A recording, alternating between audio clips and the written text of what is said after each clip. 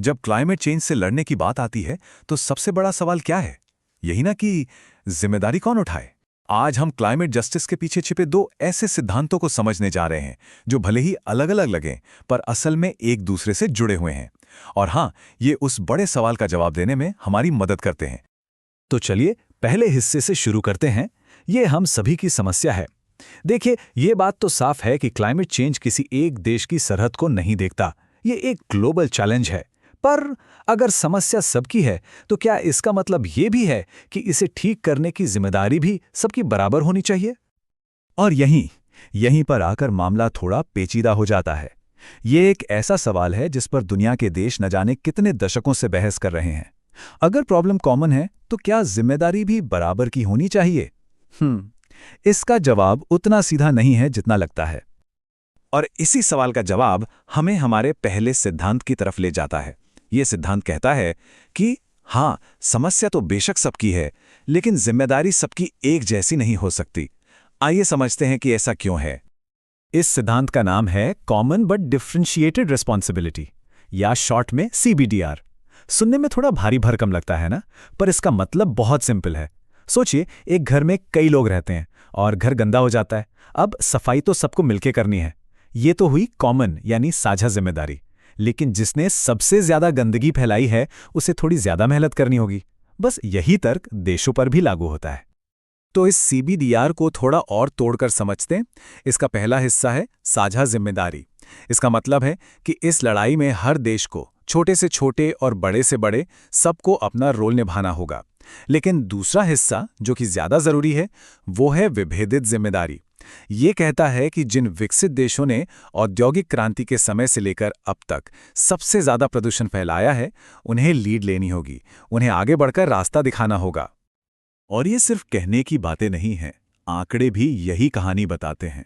अगर हम 1850 से देखें तो आज तक दुनिया के कुल CO2 उत्सर्जन का लगभग 62% हिस्सा सिर्फ विकसित देशों से आया है और विकासशील देशों का हिस्सा है 38%। तो यही वो ऐतिहासिक असंतुलन है जो विभेदित यानी अलग अलग जिम्मेदारी की बात करता है।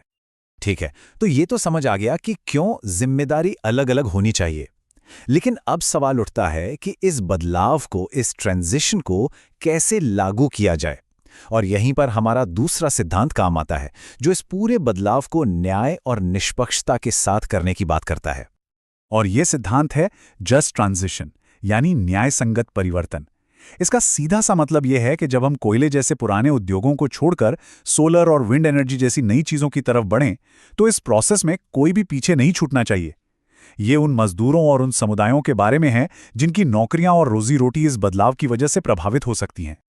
देखिए, एक न्याय संगत परिवर्तन सिर्फ अच्छी अच्छी बातों से नहीं होता। इसके लिए कुछ ठोस कदम उठाने पड़ते हैं, जैसे ग्रीन जॉब्स में पैसा लगाना, लोगों को नई स्किल्स सिखाना ताकि वो नई इंडस्ट्री में काम कर सकें। जो लोग अपनी पुरानी नौकरियां खो देते हैं उनके लिए एक सोशल सेफ्टी नेट तैयार करना। और हाँ, सबसे जरूरी, विकसित देशों से विकासशील देशों को लेटेस्ट टेक्नोलॉजी और फाइनेंशियल सपोर्ट मिलना। एक बात है जो इस पूरे आइडिया का सार है, एक हरा भरा भविष्य सामाजिक असमानता की पीठ पर नहीं बनाया जा सकता। ये बदलाव खुद में भी निष्पक्ष होना चाहिए। मतलब साफ है, हम पर्यावरण को बचाने के नाम पर लाखों लोगों की जिंदगी को और मुश्किल में नहीं डाल सकते। असली तरक्की तो वही है जो सबके लिए हो। तो अब हमारे पास दो बड़े आइडियाज हैं, एक तरफ ऐतिहासिक जिम्मेदारी और दूसरी तरफ न्याय संगत परिवर्तन।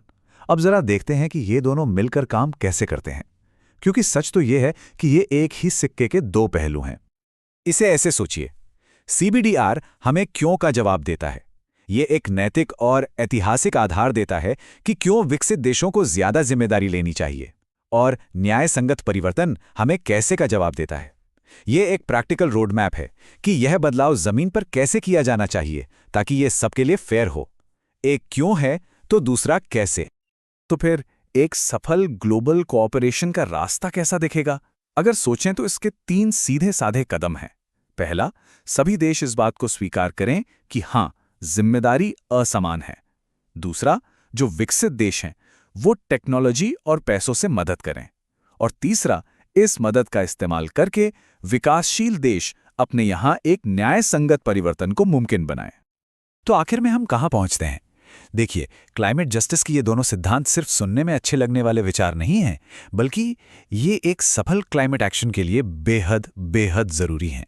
ये हमें एक ऐसा रास्ता दिखाते हैं जो न सिर्फ असरदार हो, बल्कि सबके लिए निष्पक्ष भी हो। तो यहाँ सबसे बड़ी बात जो हमें समझनी है वो ये है कि न्याय और निष्पक्षता ये क्लाइमेट एक्शन के रास्ते में कोई रुकावट नहीं है। असल में यही वो नींव है जिस पर पूरी दुनिया के देशों के बीच भरोसे की इमारत खड़ी हो सकती है। और बिना भरोसे के कोई भी साथ मिलकर काम नहीं करेगा, और ये लड़ाई हम अकेले तो बिल्कुल नहीं जीत सकते। तो हम इस पूरी चर्चा को एक सवाल के साथ खत्म करते हैं। क्या दुनिया के देश मिलकर एक ऐसा हरा भरा भविष्य बना सकते हैं जो वाकई में न्याय संगत और निष्पक्ष हो? इस सवाल का जवाब हम सभी को मिलकर खोजना होगा, क्योंकि इसी पर हमारा साझा भविष्य टिका हुआ है।